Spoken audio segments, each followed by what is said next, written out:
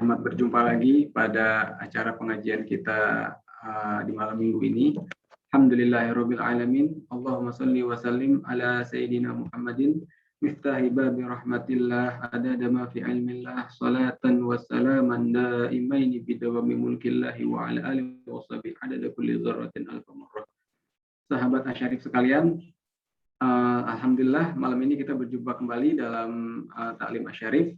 Insya Allah pada malam ini kita akan membahas tema tentang fikih yang akan dibawakan oleh guru tetap kita, Al-Ustadz Al-Mukarram Ustadz Mutakin Darmawan, SPD.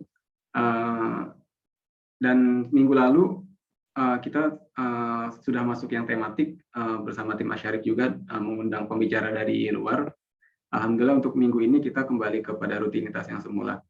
Sahabat Asyarif sekalian, apabila nanti ada pertanyaan atau hal-hal yang ingin didiskusikan lebih lanjut, bisa setelah majelis selesai nanti bisa dituliskan di kolom komentar setelah Ustadz selesai presentasi. Baik, Ustadz Mutakin Darmawan, bisa kita mulai. Baik, saya serahkan ke Ustadz Mutakin Darmawan. Baik, terima kasih Kak Denny. Assalamualaikum warahmatullahi wabarakatuh.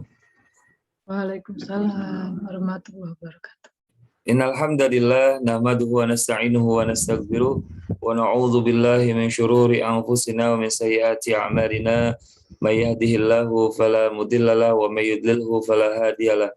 Wassalatu wassalamu ala asrafil anbiya'i wal mursalin sayyidil kaunaini wa syaqalain sayyidina wa maulana Muhammadin sallallahu alaihi wasallam wa ala alihi wa ashabihi wa man tabi'ahum bi ihsanin ila yaumiddin, amma ba'd. Kami hormati founder dari Asyarif Edukasi Konsula, yakni Dr. Arya Kekali. Kami hormati CEO dari Asyarif Edukasi Konsula, yakni Ibu Hefi Dianawati, beserta seluruh jajaran dari Asyarif Edukasi Konsula, serta sahabat Asyarif sekalian yang hadir pada kesempatan yang mulia ini. Syukur alhamdulillah patut kita panjatkan kehadirat Allah Subhanahu wa taala, karena pada kesempatan yang baik ini Allah Subhanahu wa taala masih mengizinkan kepada kita untuk terus bisa beribadah kepadanya. Karena prinsip dalam hidup itu adalah wa ma khalaqtul jinna wal insa illa liya'budun. Kata Allah dalam Al-Qur'an, wa ma khalaqtul jinna wal insa illa liya'budun. Tidaklah aku menciptakan jin dan manusia kecuali hanya untuk beribadah kepadaku.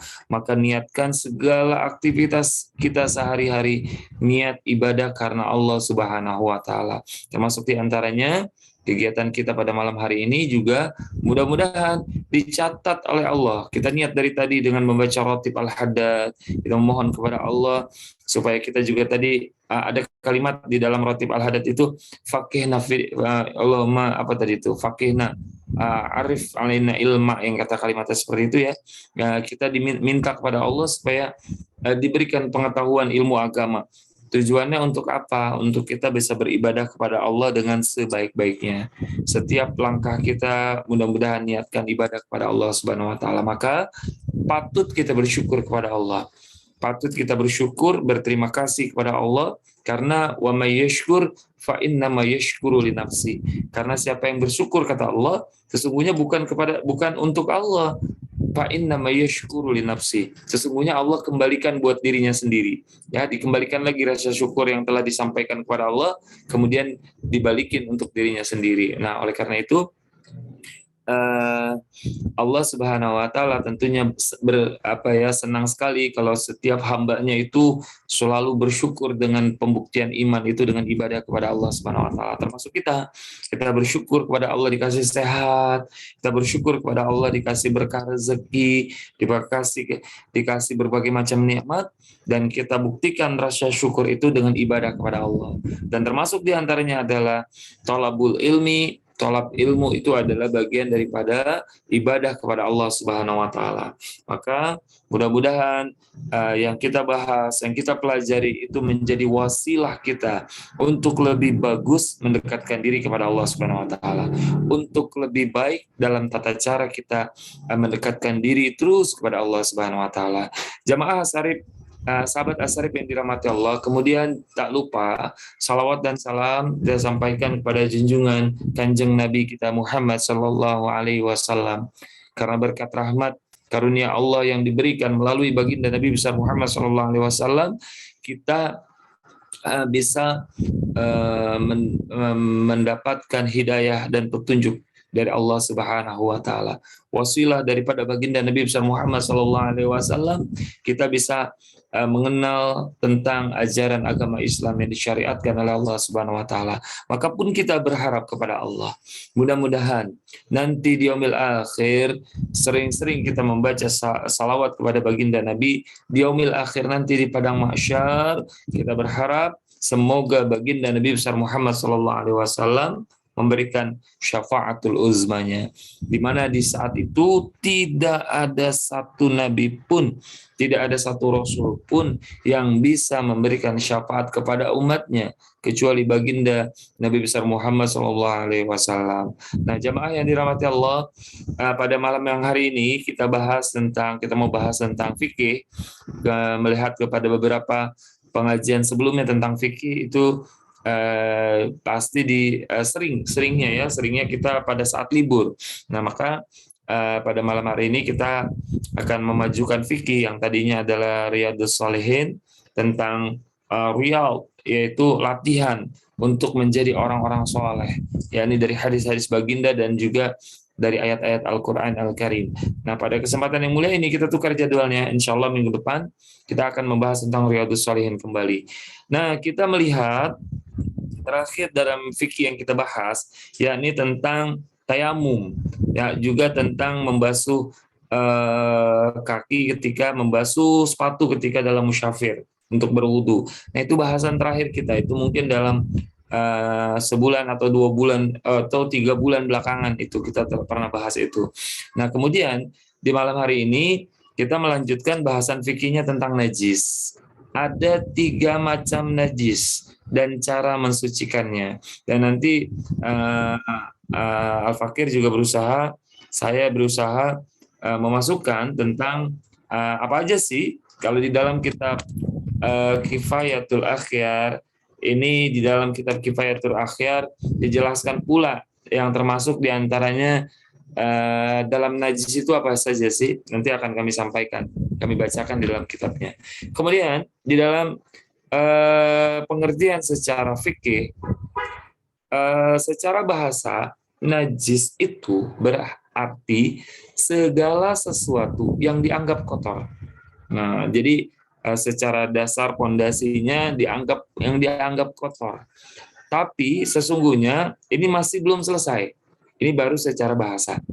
Nah, kemudian secara istilah ini fuqaha mengatakan, ahli fikih mengatakan bahwasanya najis adalah segala sesuatu yang dianggap kotor yang menjadikan tidak sahnya ibadah sholat. Nah, ini yang kedua dari sisi istilah.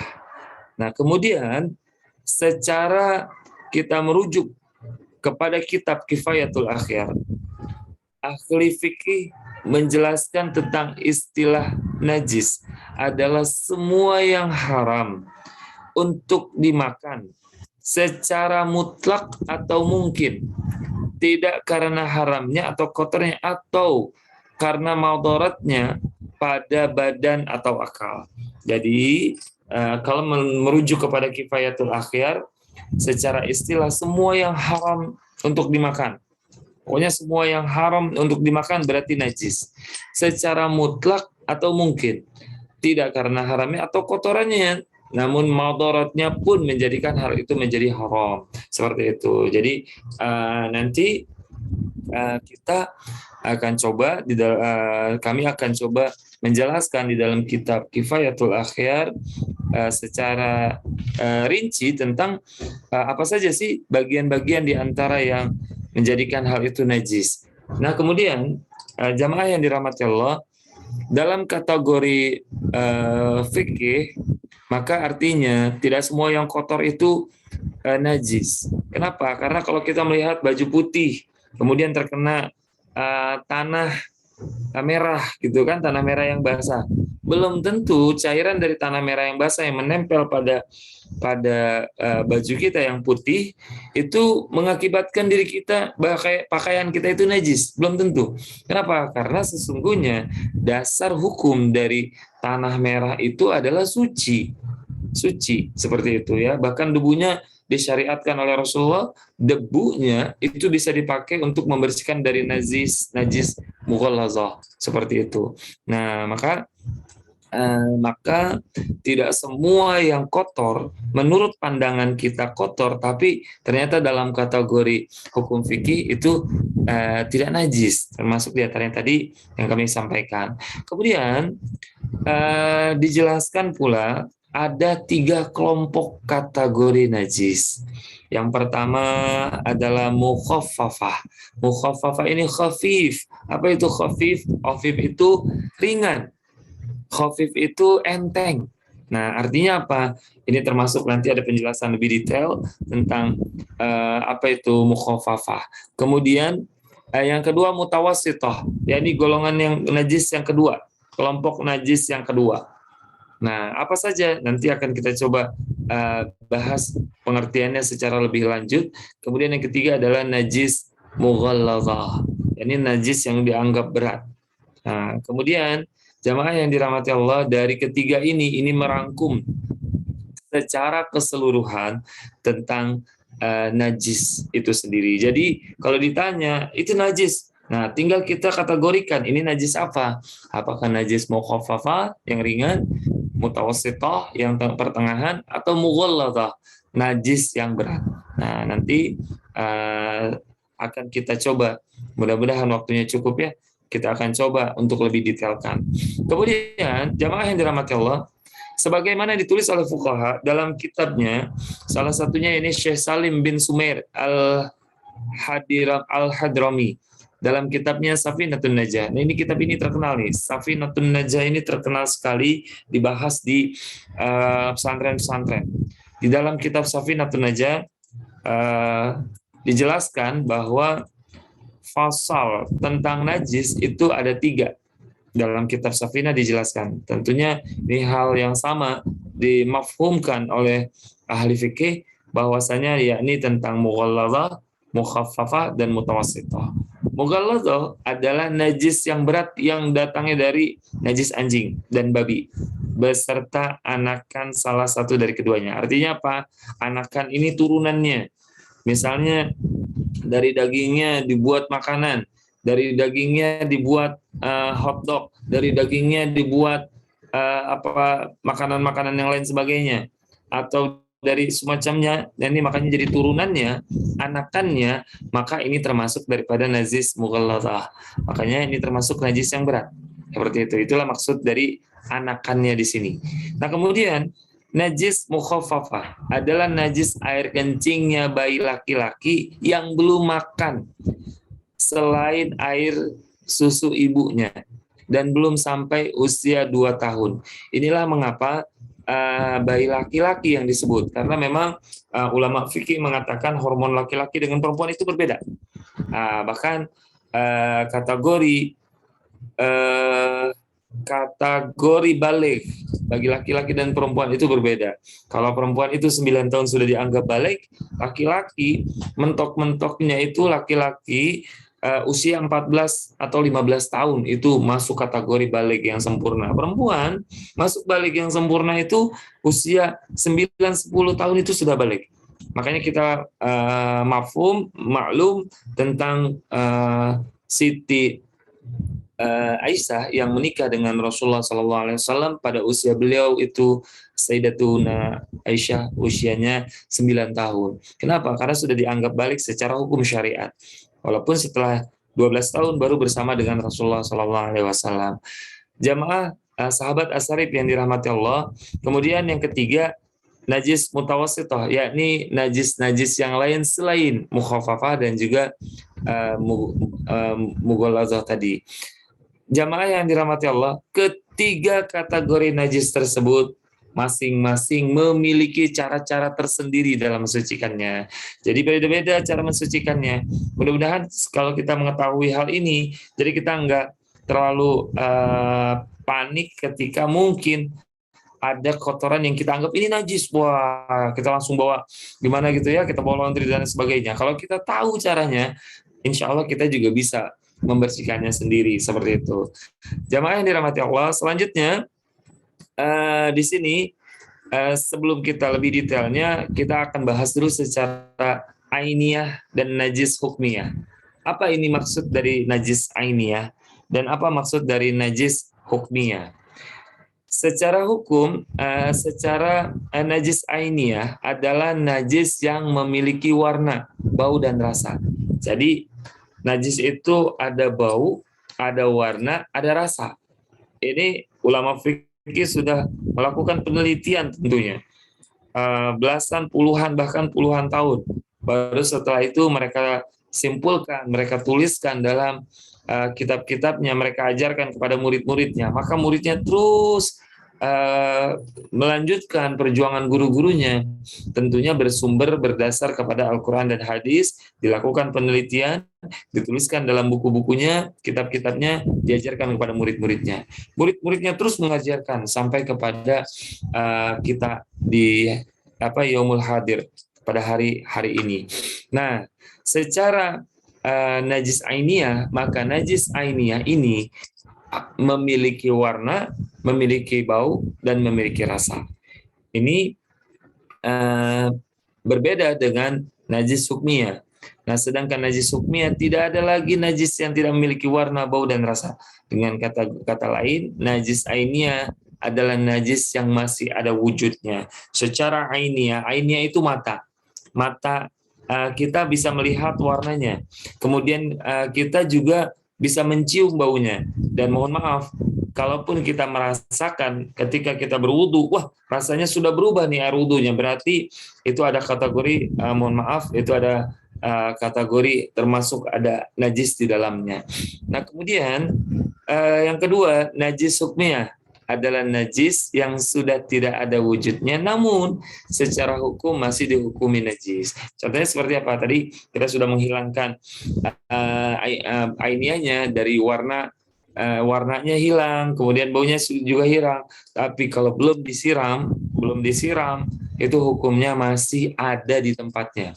Seperti itu. Nanti kita coba lihat lagi secara detail di bagian bawahnya. Jamaah yang dirahmati Allah, yang kemudian najis, penjelasan dengan 3 najis tadi, yakni mughalazah. Najis mughalazah ini dapat disucikan dengan cara membasuhnya dengan air sebanyak 7 kali basuhan, di mana salah satunya dicampur dengan debu. Jadi jamaah yang dirahmati Allah, sahabat Asyarif yang dirahmati Allah, kalau kita melihat mungkin mendapati ada seekor anjing di lingkungan komplek kita, di lingkungan rumah kita, ini ternyata dia air liurnya saja itu sudah menjadi najis mughalazah, maka kita tahu wah ini anjing tetangga mampir, mohon maaf ya, anjing tetangga mampir. Kemudian maka wajib kita sucikan dengan 7 kali siraman. Salah satu di antaranya dengan dicampurkan dengan debu. Nah maka kalau dijelaskan dalam kitab fikih ini bahwasanya sebelum dibasuh dengan air mesti dihilangkan terlebih dahulu. Yakni itu tadi yang disebut dengan ainiyah. Kalau kita melihat, wah ini kotorannya dari kotoran anjing, oh ini dari najis dari daging anjing, dari najis air liur anjing, maka kita bersihkan dulu. Kita bersihkan dulu secara ainiyah, kita masih melihat wujud najisnya. Maka ketika wujudnya sudah hilang, baunya sudah hilang, maka kita juga memastikan secara di situ sudah hilang semua dari ketiga kategori tadi. Baunya hilang, warnanya hilang, dan najisnya pun sudah hilang. Ini maka setelah secara ainiyah mata kita melihat, kita penciuman kita juga sudah tidak mencium lagi dari najis tersebut, maka secara selanjutnya maka kita bersihkan, yakni secara hukmiyah. Bagaimana secara hukmiyah? Maka secara hukmiyah harus kita siram dengan 7 kali basuhan air dan dicampur dengan, salah satunya dicampur dengan debu. Jadi itulah bedanya. Apa beda najis makna hukmiyah dan juga ainiyah? Kalau ainiyah, ya ini kita hilangkan dulu najisnya. Secara hukmiyah, itulah proses di mana kita membersihkan najis tersebut. Bedanya di sana.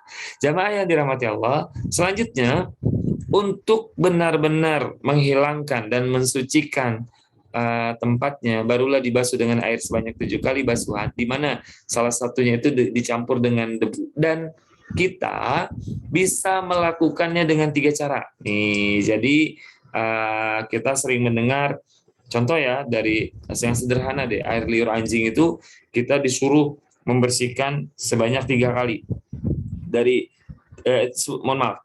Yang pertama dihilangkan dulu secara ainiyahnya, kemudian yang kedua disucikan dengan cara 7 kali basuhan dan diantaranya adalah dengan debu. Maka ada 3 cara. Yang pertama, mencampur air dan debu secara berbarengan. Baru kemudian diletakkan pada tempat yang terkena najis. Jadi kita campur semua air yang ada di bak besar dengan debu secara bersamaan. Kita campur semua, diaduk jadi satu dengan debu yang suci, kemudian kita siram ke tempat yang terkena najis tadi. Mughalazah ya, najis yang dari anjing atau babi, karena keduanya ini termasuk kategori najis mughalazah. Disiram sebanyak 7 kali. Ini kategori yang pertama, ya ini dengan cara mencampur air dengan debu. Kemudian yang kedua, meletakkan debu di tempat yang terkena najis. Jadi debunya dulu kita letakkan ke tempat yang terkena najis. Contoh pakaian misalnya. Pakaian itu yang terkena najis tadi kita siram dengan debu. Setelah kita siram dengan debu, semuanya sudah kita yakin terkena dengan debu tadi, maka setelah itu barulah kita memberi air dan mencampur keduanya. Kita gosok, kita baru siram sebanyak sebanyak 6 kali siraman air bersih seperti itu, dibasuhlah airnya seperti itu ya, tetap 7 kali. Kemudian yang ketiga adalah dengan cara memberi air terlebih dahulu di tempat yang terkena najis, yakni 6 kali kita siram dengan air sebanyak 6 kali itu, baru setelah itu kita kita campur dengan debu. Kita campur dengan debu. Kalau misalnya kita lihat masih ada debu di situ, berarti ya sudah kita basuh lagi boleh. Nah, tujuannya apa? Karena memang ternyata kalau kita sudah ada peneliti itu ternyata yang sampai beliau itu masuk Islam gara-gara dia meneliti kenapa sih orang Islam membersihkan najis dari air liur anjing itu baru dari air liur doang. Itu harus dengan 7 kali basuhan dan salah satu diantar dengan debu. Ternyata setelah dia teliti itu oleh ilmuwan Eropa itu, ternyata memang bakteri yang muncul dari air liur anjing itu lebih mudah hilang dibandingkan dengan air sesaat, dengan air sedikit seperti itu. Ternyata itu lebih efektif dibandingkan dengan dilap saja atau dibasuh dengan air sekali. Masya Allah ya, ternyata memang syariat Islam itu sangat baik untuk memaintain diri kita dari kebersihannya, dari juga kebaikan diri kita, dan juga dari kebaikan akal kita. Seperti itu. Jamaah yang dirahmati Allah, itulah mengapa tata cara yang pertama dengan cara sesempurna seperti itu. Kemudian najis yang kedua adalah di sini najis mukhaffafah di sini yang merupakan air kencing bayi laki-laki yang belum makan. Nah, ini yang belum berusia 2 tahun. Jadi masih minum ASI ibunya. Kenapa seperti ini? Kategorinya hanya laki-laki karena hormonnya berbeda. Laki-laki dan perempuan hormonnya berbeda. Maka wajar kalau dikatakan banyak orang yang mengatakan bahwasanya perempuan lebih cepat dewasa. Kenapa? Karena hormonnya memang berbeda. Nah, disitulah mengapa dalam kategori fikih pun akhirnya berbeda juga. Maka laki-laki, bayi laki-laki yang belum usia 2 tahun, yang masih hanya minum air susu ibu dan belum makan apapun, belum ada tambahan makanan apapun sebagai tambahan gizinya, maka ini dapat disucikan dengan cara hanya memercikkan air ke tempat yang terkena najis. Karena dia termasuk najis mukhaffafah, kategori yang kedua. Seperti itu ya, termasuk dalam kategori yang kedua. Nah, kemudian mohon maaf, ini masuk dalam kategori yang ringan seperti itu ya, masuk dalam kata khafif, ringan. Cara memercikan air itu harus dengan percikan yang kuat dan air mengenai seluruh tempat yang terkena najis. Jadi disiramkan saja, maka ketika kita siram, ya sudah, setelah itu air yang dipercikan juga mesti lebih banyak dari air kencingnya. Artinya apa? Kalau kencingnya kita lihat, wah ini kayaknya seukuran 1 gelas, ya udah kita siram 1 gayung air. Seperti itu ya, kita siram 1 gayung air. Kalau kita masih mau tambahkan, saya bisa tambahkan di karpet yang terkena najis itu dengan 2 atau sampai 3 kali siram supaya tambah yakin, boleh. Seperti itu.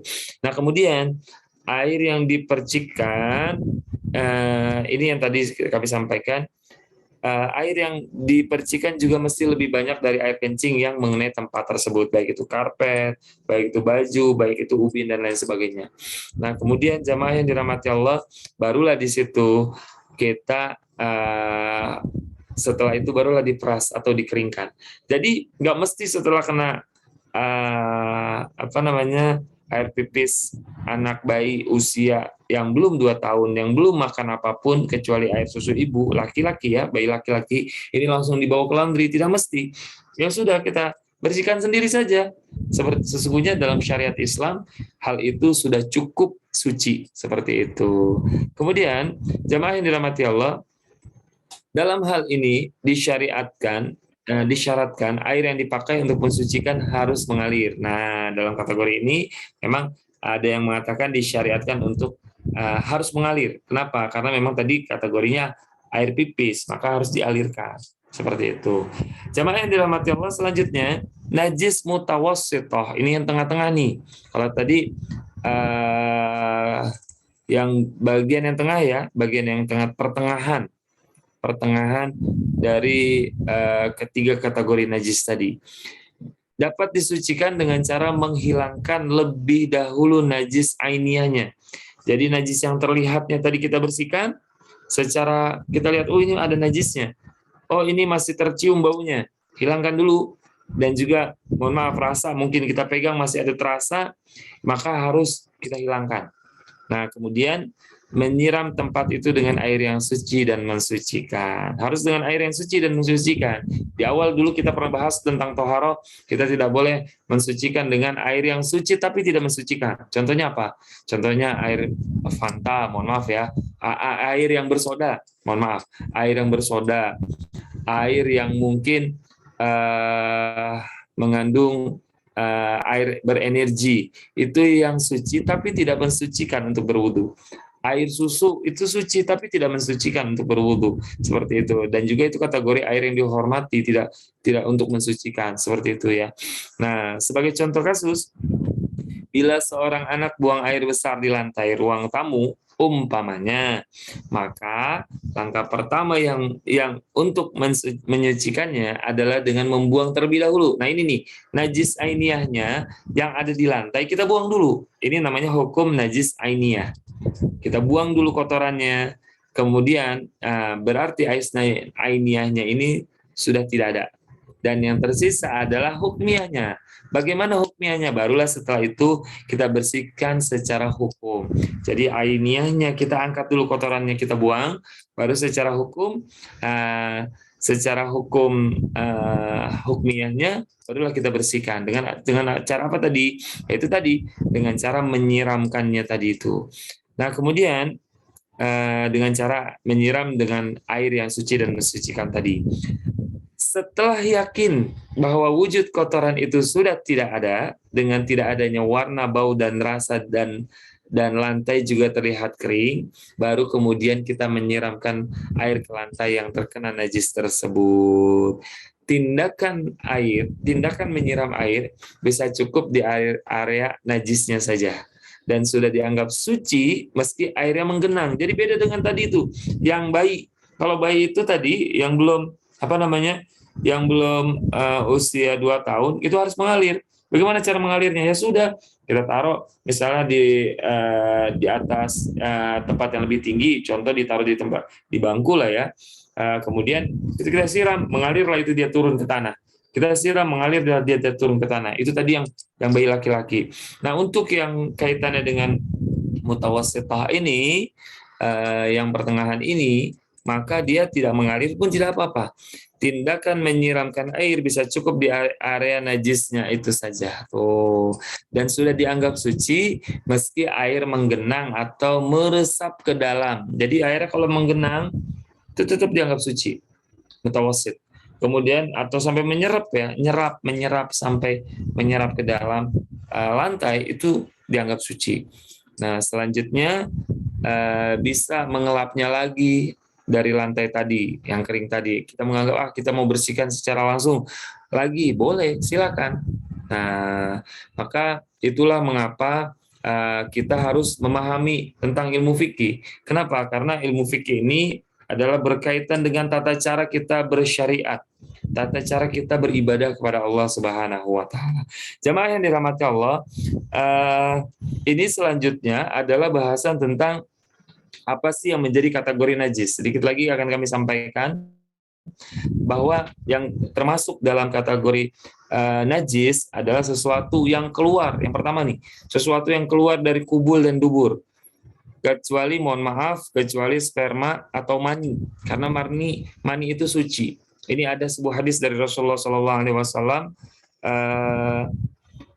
bahwasanya Rasulullah SAW itu, kata Aisyah, pernah sholat menggunakan kain yang dimana di situ, mohon maaf, terkena air sperma. Maka dari situ ahli fikih mengatakan bahwa sperma, air mani, hukumnya adalah suci. Ini di kitab Kifayatul Ahyar dijelaskan bahwasanya yang termasuk kategori najis yang keluar dari kubul, yakni pembuangan kita dari depan, atau dubur, pembuangan kita, kotoran kita dari belakang, yakni air kencing, air madi. Apa itu air madi? Air madi itu adalah air yang keluar seperti mani, mohon maaf, seperti sperma, tapi kita tidak bermimpi. Kalau Imam fikih mengatakan, Imam Syafi'i mengatakan itu karena kita kelelahan, maka istilahnya keluarlah air mazi itu. Dan berbeda status hukumnya antara air mazi dan air mani. Bagaimana cara membedakannya? Kalau air mani, mohon maaf, dalam tidur, dalam bermimpi, itu mimpi dengan lawan jenis ataupun yang mengakibatkan kita merasakan nikmat. Kalau kata ahli fikih mengatakan kita merasakan nikmatnya. Maka kalau air mazi yang keluar itu adalah karena kita kelelahan, adalah beda dengan kita tidak merasakan mimpi.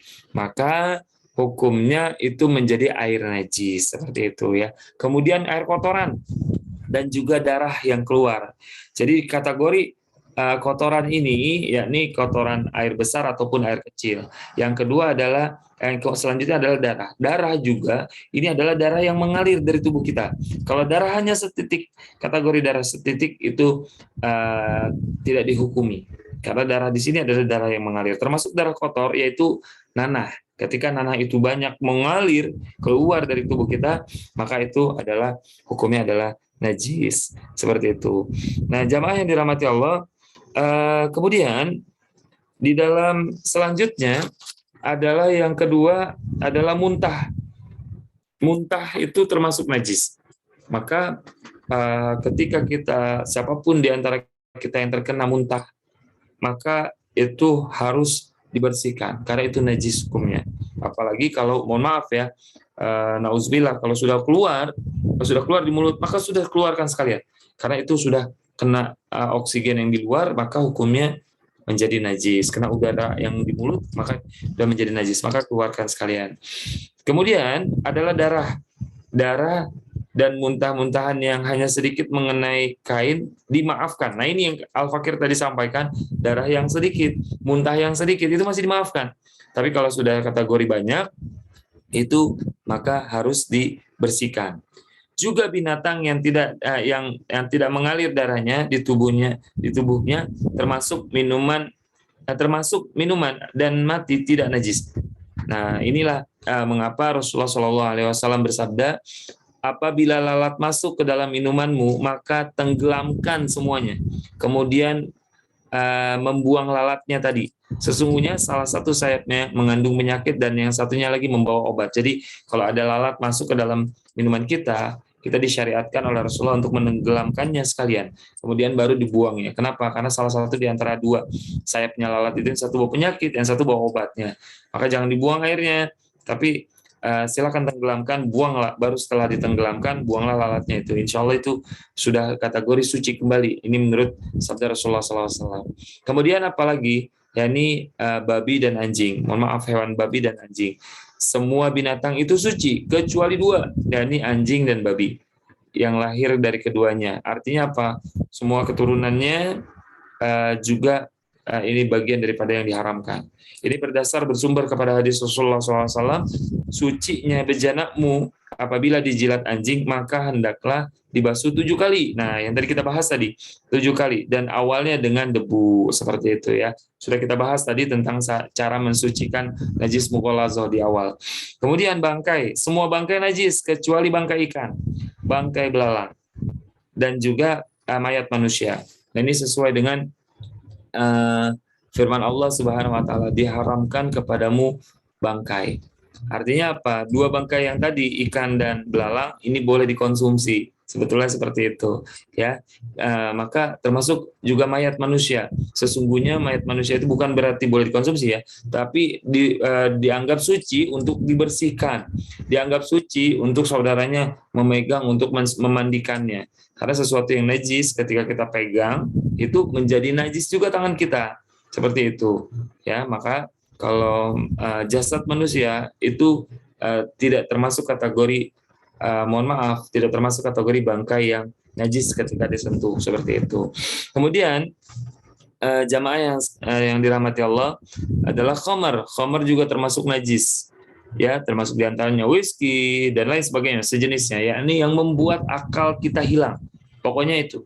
Minuman keras yang membuat akal kita hilang, ini adalah bagian daripada najis. Kemudian apalagi darah haid, darah nifas, darah istihadah, itu semua adalah najis. Begitu. Jamaah yang dirahmati Allah, demikianlah hal-hal yang berkaitan dengan fikih tentang najis. Mudah-mudahan sedikit ini bisa, yang benar itu datangnya dari Allah, dan mudah-mudahan ini bisa bermanfaat. Mudah-mudahan kita bisa menerapkan dalam kehidupan kita sehari-hari, sehingga kita tahu caranya, sehingga kita bisa beribadah sesuai dengan tuntunan daripada Rasulullah Shallallahu Alaihi Wasallam. Amin ya Allah ya Rabbal Alamin. Baik, saya kembalikan dulu ke Kak Deni. Silakan Kak Deni. Baik, alhamdulillahirabbil alamin. Terima kasih Ustadz atas pemaparannya yang sangat menarik sekali ya tentang fikih ini gitu. Karena berkaitan dengan memang kehidupan kita sehari-hari gitu. Kita mungkin tidak memelihara binatang-binatang yang najis berat gitu, tapi kita pasti punya tetangga, kita bersosialisasi dengan teman atau siapapun itu yang menjadi satu concern kita juga sebagai umat muslim gitu. Nah, Ustadz, untuk memulai pertanyaan ini kita ada pertanyaan dari Dr. Arya Ketali. Saya bacakan. Assalamualaikum warahmatullahi wabarakatuh, Ustadz. Bagaimana jika kita bertamu ke teman yang memelihara anjing dan dibiarkan masuk di rumah, di mana kita tidak tahu apakah air liurnya sudah pernah terkena di kursi yang kita duduki atau tidak? Apakah kita langsung sholat sesudahnya dengan berwudu biasa atau harus dengan toharoh yang sesuai syariat gitu, artinya sudah terkena najis gitu. Atau jika kita tidak tahu pasti, maka tidak perlu kita khawatir berlebihan.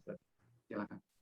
Baik, terima kasih Kak Deni, terima kasih dokter, ini pertanyaannya bagus sekali. Jadi kita kembalikan lagi, termasuk diantaranya dari pertanyaan ini, maka ketika kita datang bertamu kepada teman kita, maka di situ yang menjadi concern pertama adalah secara ainiyah dan hukmiyahnya dulu. Semua najis kita harus melakukan ainiyah dan hukmiyah dulu. Ketika secara ainiyah ini kita yakin tidak ada najis di situ, maka artinya kita tahu nih secara baunya tidak ada, secara jasadnya zat najisnya itu tidak ada, maka kita juga merasakan dengan rabaan tangan kita mungkin dan lain sebagainya, maka itu kita sudah yakinkan saja bahwasanya tidak ada najis di situ. Walaupun rumahnya mungkin di depan kita tahu tuh, ada anjing tuh jagain rumahnya gitu kan ya, bahkan masuk ke rumah juga gitu ya. Tapi ketika kita duduk kita tahu nih, bangkunya dari kasat mata saya melihat tidak ada kotoran anjing atau tidak ada debu anjingnya, atau tidak yakin saya tidak ada air liur di situ, dan juga kita tidak mencium bau dari ekor anjing itu di tempat kita itu yang tadi kita duduk itu, dan kita meyakini secara kasat tangan kita merasakan tidak tidak ada kotoran itu, maka dalam usul fiqh dikatakan al-yaqinu la yuzalu bisyak. Keyakinan yang kuat di dalam hati itu menjadi dasar yang kuat sehingga menghapuskan syak. Apa itu syak? Keraguan. Jadi kalau sudah yakin di hati, mantapkan keyakinan itu, maka yang ragu itu bisa kita singkirkan.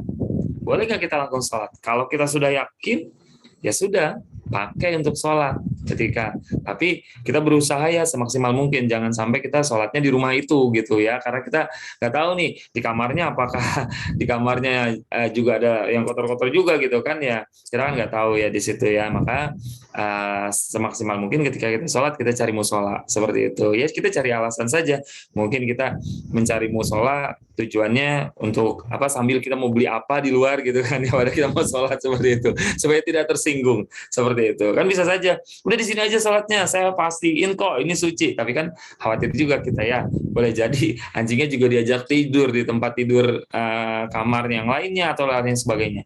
Nah oleh karena itu ketika kita sholat, ketika kita yakin nih secara hukmiyahnya dan ainiyahnya, kita yakin secara ainiyah terlebih dahulu, kita yakin ini nggak ada nih najisnya, maka sudah kita pakai aja udah untuk sholat. Tapi kalau kita sudah merasa ya Allah tadi anjingnya nyium-nyium saya lagi gitu, nyium-nyium saya karena ngenalin nih, ini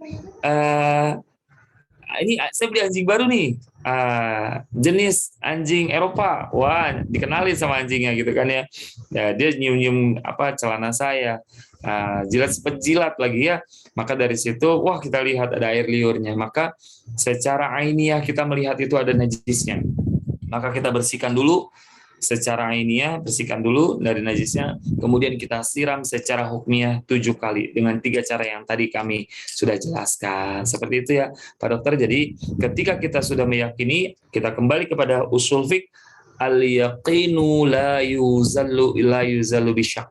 Yakin kita tidak ada najisnya, maka syak, keraguan-raguannya bisa kita hilangkan. Jadi seperti itu caranya. Terima kasih Pak Dokter Arya. Baik, terima kasih Ustadz. Mungkin sedikit menyambung dari pertanyaan Dokter Arya. Kita nih biasa sebagai laki-laki kan, kita kalau masuk ke toilet umum itu kan ada urinoir ya Ustadz. Urinoir untuk kita untuk buang air sambil berdiri gitu kan. Nah, beberapa urinoir di kantor atau di pusat perbelanjaan itu auto sensor tuh Ustadz. Kalau kita datang dia auto nyiram kan. Nah, ketika kita selesai dia auto menyiram lagi tuh sampai bersih. Nah, kadang-kadang kita nggak menemukan satu bentuk kayak semacam keran gini yang mengeluarkan air. Mungkin itu masih bisa untuk kita bersuci gitu ya. Tapi beberapa urinoir itu benar-benar nggak ada kaitan itunya gitu, nggak mengeluarkan air. Kita lihat banyak yang hanya istilahnya tuh hanya ya udah gitu, selesai itu tuh cuma sekedar dicepretkan aja gitu terus udah selesai gitu. Nah, apakah itu masih tersisa najis atau bagaimana Ustaz untuk hal itu? Baik, terima kasih Kak Denny. Jadi saya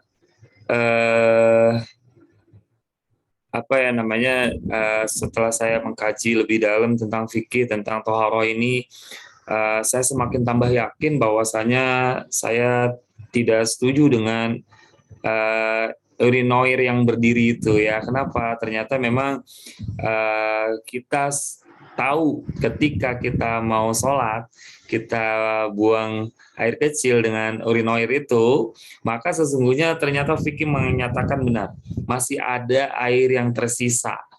Maka coba saja ketika kita mau di rumah sajalah, di rumah. Ketika kita mau sholat, kita buang air kecil sambil berdiri, coba saja. Kemudian kita bersihkan. Nah, setelah itu kita berwudu, kemudian sholat. Pasti kita akan merasakan ada sisa yang keluar. Kenapa demikian? Karena tidak tuntas di saluran air pipis itu masih ada sisa. Berbeda dengan cara kita jongkok. Bahkan dahulu pernah saya sampaikan cara buang air kecil dengan cara jongkok itu. Yang pertama kita tekukan ya, salah satu dengkulnya itu hampir menempel ke contoh yang kanan, hampir menempel ke lantai, tapi tidak menempel. Yang satu diangkat sedikit ke dada kita. Begitu sebaliknya, yang kiri kita hampir menempelkan ke lantai, dan yang kanan kita hampir menempelkan ke dada kita. Dengan cara seperti itu lebih efektif. Kenapa? Karena kita mafhum ya, ginjal kita ada di kanan kiri. Ternyata ahli fikih mengatakan itu sambil menekan sedikit ginjal kita supaya air pipis itu habis di salurannya. Masya Allah ya, sampai sedetail itu ternyata ahli fikih mensyariatkan tata cara membersihkannya. Maka dari situ kita mafhum. Ternyata Al-Fakir juga sering merasakan itu, membersihkan itu. Ternyata memang dahulu ya sering merasakan itu. Ternyata memang dengan cara yang sudah disyariatkan oleh fikih, para ahli fikih, dengan cara jongkok seperti yang tadi kami sampaikan, itu lebih suci. Dan bahkan nauzubillah min zalik, itu yang dikhawatirkan oleh Rasulullah. Di neraka, kata Rasulullah, ketika Rasulullah melakukan proses Isra Mi'raj, itu dua hal yang mengakibatkan orang paling banyak masuk ke dalam neraka. Yang pertama adalah orang yang tidak bisa menjaga syafatain, dua bibirnya, karena ngomongnya, ocehannya, mulutnya, kata-katanya. Yang kedua adalah orang yang tidak bisa menjaga selangkangannya. Mohon maaf, diantara dari selangkangan itu karena dia membuang najisnya sembarangan dan istinjanya sembarangan. Di antaranya itu tadi, karena diantaranya adalah maka berdiri tadi, maka tidak disyariatkan berdiri. Maka dari situ kita berupaya, nih kita belajar ya, kita berupaya, maka mesti kita cari restroomnya itu, kamar kecilnya itu yang bisa kita jongkok. Pokoknya jongkok dimanapun itu kita jongkok. Kenapa? Karena sesuci-sucinya kita buang air kecil itu dengan cara jongkok caranya. Berdiri itu tidak suci. Coba saja, boleh dipraktekkan nanti setelah ini. Kemudian sholat 2 rakaat, sholat, saya sudah sholat tadi Isya. Sholat sunnah setelah berwudu. Coba buktikan oleh sahabat Asharif sekalian. Pasti sahabat Asharif sekalian akan merasakan, oh iya ya, ada terasa nih yang mengalir. Mohon maaf, di kemaluan kita ada yang mengalir. Itu membuktikan bahwasanya masih ada sisa. Apalagi tadi urinoirnya itu airnya sedikit. Waduh, itu sangat khawatir, sangat tidak tidak sesuai dengan syariat. Oleh karena itu, alangkah baiknya kita mencari yang banyak airnya, mencari tempat restroom tadi. Begitu ya, Kakak Deni? Terima kasih. Karena khawatir kalau tidak suci nanti di akhirat yang lebih berbahaya. Nauzubillah min dzalik.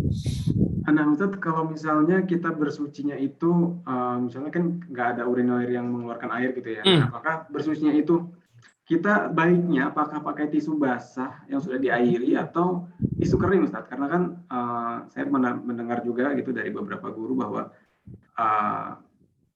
tisu kering itu bisa menggantikan batu gitu untuk membersihkan najis itu. Bagaimana, Ustadz? Baik, maka kalau kita lihat tadi ya, kalau misalnya dibilang tisu basah atau tisu kering, sesungguhnya yang pertama yang mesti kita coba cari dulu adalah airnya ya, airnya. Kenapa? Karena air itulah yang sesungguhnya mensucikan maksimal.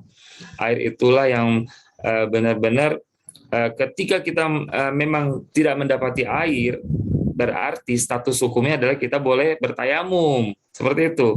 Maka kalau kita sudah boleh bertayamum, barulah di situ kita boleh menggunakan tisu kering. Tapi tisu keringnya tidak cukup dengan tisu yang selembar. Tisunya itu harus menggumpal, harus yang kuat untuk mengganti status batu. Ya, untuk mengganti status batu. Jadi tidak bisa kalau hanya selembar tisu kita lap-lap itu tidak cukup. Tidak cukup. Jadi harus tisunya itu apa ya namanya, dalam kajian fikih itu harus menggumpal dulu tisunya, harus banyak.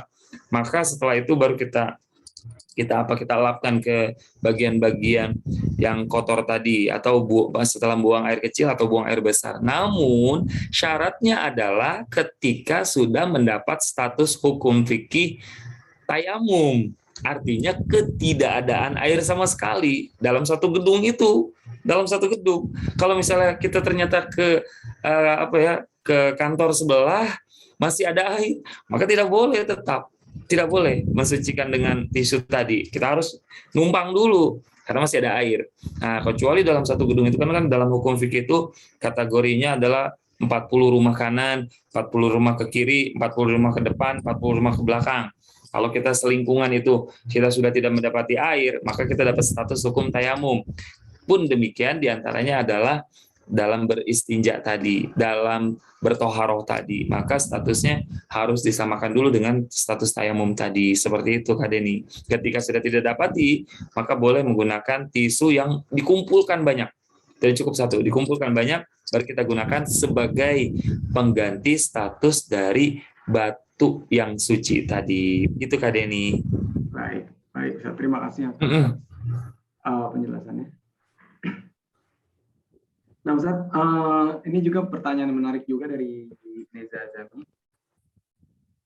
Musim hujan, gitu ya. Kita yang biasanya, terutama yang naik motor gitu ya, atau yang biasa jalan juga di trotoar misalnya gitu, atau dimanapun, biasanya ada genangan air yang bercampur kotoran, dan mungkin itu dari got atau dari mana kita nggak pernah tahu gitu ya. Bagaimana celana kita jika terciprat, lalu kita gunakan untuk sholat gitu, apakah sholatnya bisa menjadi sah gitu, walaupun celana kita misalnya sudah kering gitu. Baik, terima kasih. Nah ini saat hujan ya, biasanya kita tercampur air selokan tercampur dengan air hujan, kemudian menciprat gitu ya. Nah, apakah cipratan itu bisa dipakai untuk sholat? Maka ini sama statusnya dengan pertanyaan juga yang Dawi juga tuh ya di atasnya ya. Ya ada najis di dalamnya, bagaimana caranya? Sebetulnya sama saja. Dari dua pertanyaan itu statusnya sama pertanyaannya, yakni dengan cara kita cek dulu hukmiyah dan ainiyah. Secara ainiyah, ketika kita lihat, waduh, kan sekarang air selokan itu kebanyakan, mohon maaf banget, di perumahan-perumahan itu air selokan itu digunakan untuk pembuangan air, dari air pipis, dari air cucian, dari air segala macam lah ya, itu dibuang lewat selokan kemudian dibuang ke kali. Sedangkan orang tua kita dahulu dan itu buang air itu dari kamar mandi tidak ke selokan, tapi dibuatkan septic tank itu. Septic tank itu dibuatkan yang khusus septic tank untuk kotoran berat, dan juga septic tank khusus untuk kotoran buangan air kecil. Nah, artinya apa? Ketika selokan itu sudah dipakai dan kita mafhum itu buangan dari kamar mandi, maka statusnya adalah menjadi najis. Ketika air hujan yang menggenang itu adalah bercampur, maka kalau air hujannya banyak, ya kita lihat lagi nih, karena hukumnya berbeda ketika air hujan itu banyak, sehingga kita lihat, wah ini sampai mengalir, terus mengalir sampai ke kalinya boleh dipakai nggak nih Ustadz gitu kan ya. Nah ketika banyak itu bisa hilang status najisnya gitu, karena secara ainiyah baunya berubah, terus warnanya sudah tidak ada. Kemudian yang ketiga, zatnya tidak ada, zat dari kotoran tadi. Nah, kemudian kalau yang menggenang itu gimana, Ustaz? Kalau yang menggenang kita lihat secara, wah baunya masih bau kotoran. Wah, kan mohon maaf banget. Kan kita tahu nih kalau air urin itu kalau misalnya orangnya habis makan, mohon maaf ya, jengkol, itu akan baunya seperti bau jengkol gitu kan.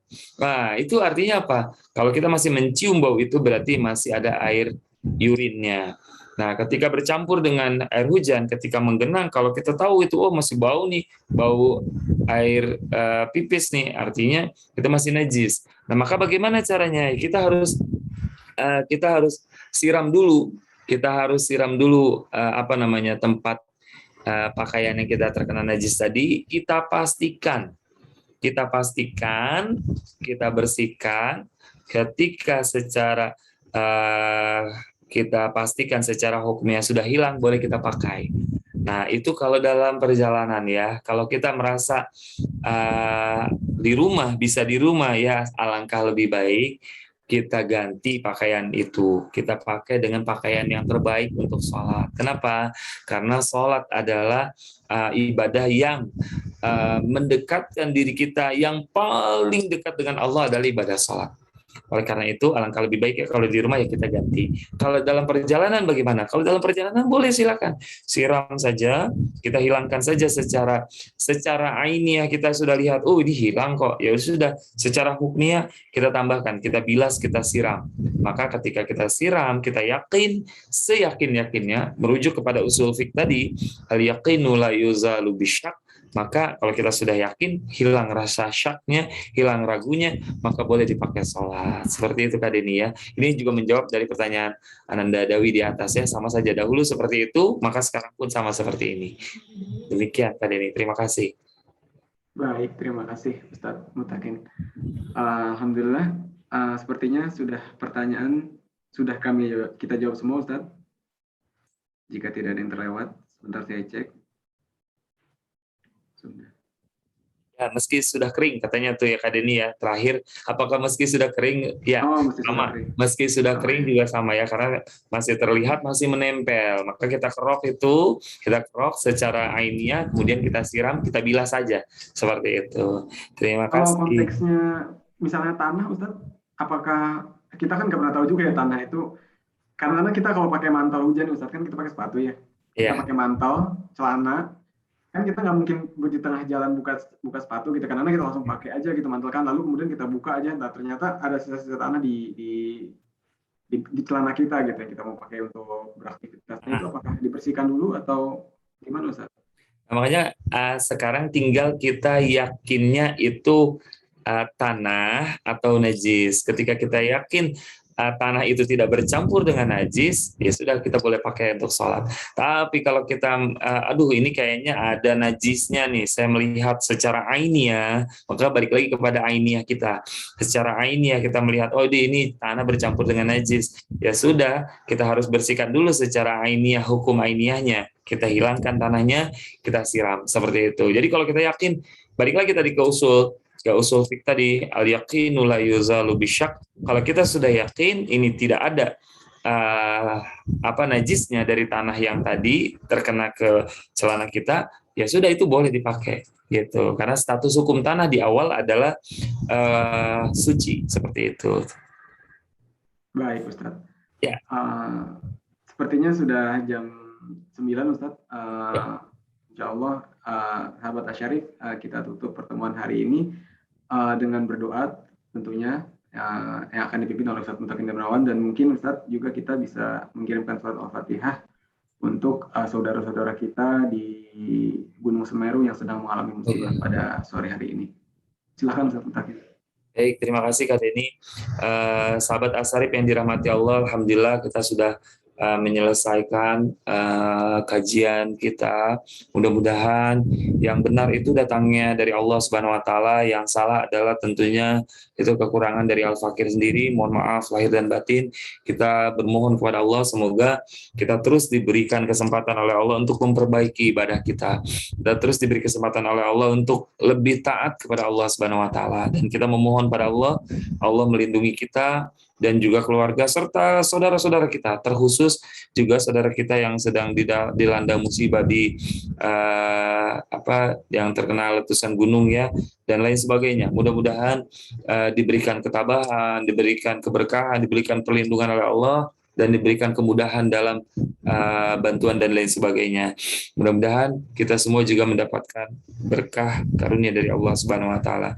Al-Fatihatu bil qabul wa tamami kulli sul dafiatan li kulli syarr zalibatan li kulli khair lana wa liwalidina wa auladina wa ila hadratin Nabi Muhammad Mustafa Rasulullah sallallahu alaihi wasallam sirril Fatihah. A'udzu billahi minasyaitonir rajim. Bismillahirrahmanirrahim. Alhamdulillahirabbil alamin. Ar-Rahmanir Rahim. Maliki yaumiddin. Iyyaka na'budu wa iyyaka nasta'in ihdinas siratal mustaqim siratal ladzina an'amta 'alaihim ghairil maghdubi 'alaihim waladdallin amin wa'fu 'anna ya karim ya arhamar rahimin Allahumma hassil maqasidana wa balligh muradana hassil maqasidana wa balligh muradana hassil maqasidana wa balligh muradana ya arhamar rahimin Rabbana atina fid dunya hasanah wa fil akhirati hasanah wa qina adzabannar wa sallallahu ala khairil khalqi sayyidina Muhammadin nabiyil ummi wa ala alihi wa sahbihi ajma'in warzuqna kamalal mutaba'ati lahu zahiran wa batinan ya arhamar rahimin ya arhamar rahimin ya arhamar rahimin da'wahum fiha subhanakallahumma wa tahiyyatuhum fiha salam wa akhirat da'wahum anil hamdulillahi rabbil alamin wal afu minkum assalamualaikum warahmatullahi wabarakatuh. Waalaikumsalam warahmatullahi wabarakatuh.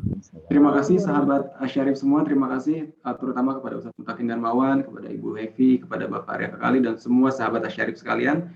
Semoga apa yang kita dapatkan hari ini bermanfaat untuk kita dan untuk keluarga kita juga. Sampai berjumpa di pertemuan kita yang akan datang. Mohon maaf apabila ada kesalahan dari saya dan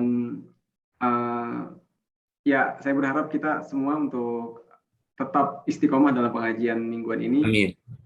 Dan tetap mengikuti media sosial Asyarif, terutama di grup karena kita akan sharing di situ. Mungkin Ustadz juga nanti materi bisa di-sharing di grup ya Ustadz, karena tadi banyak catatan-catatan yang cukup detail gitu yang mungkin kita perlu baca ulang gitu untuk jamaah sekalian. Baik sahabat Asyarif, terima kasih sekali lagi. Selamat berakhir pekan. Wassalamualaikum warahmatullahi wabarakatuh. Waalaikumsalam warahmatullahi wabarakatuh. Terima kasih semuanya. Terima kasih Bapak Ibu. Selamat beristirahat. Itu ada tante tuh dari Citerep. Terima kasih. Ya, izin di end ya Bapak Ibu. Iya, terima kasih Bu Evi. Terima kasih semua.